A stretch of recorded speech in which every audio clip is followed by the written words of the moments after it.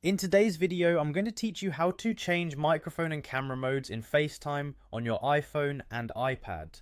Whether you're looking to mute your microphone during a call or switch between cameras, this guide has got you covered. It's important to know these settings to manage your calls smoothly and make your video chats more dynamic and professional. To begin, you need to start a FaceTime call on your iPhone or iPad. This is the first step where all the magic happens. Once your call is up and running, tap the screen to unveil the FaceTime controls. This is your command center where you can tweak the settings to suit your needs. Now, let's delve into the microphone settings.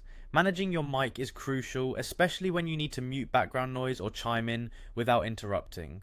On the FaceTime interface, you'll see a mic icon. Simply tap it to toggle between mute and unmute.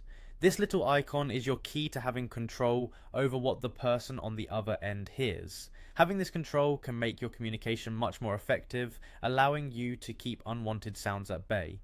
Switching gears to the camera settings, you've got some flexibility here too. Sometimes you might want to show something around you or just switch up the view. On the same screen, you'll find a camera icon. Tap this camera icon to effortlessly switch between the front and rear cameras.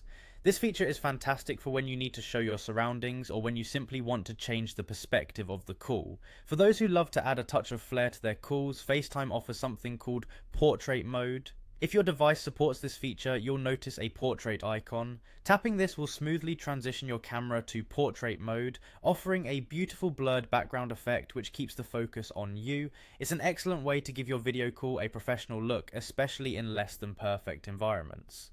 To wrap up, being able to adjust these settings can significantly enhance your FaceTime experience. Taking charge of your microphone and camera settings not only empowers you to direct the conversation, but also provides that extra layer of professionalism and fun to your calls. Thank you for watching this guide on changing microphone and camera modes on FaceTime for iPhone and iPad.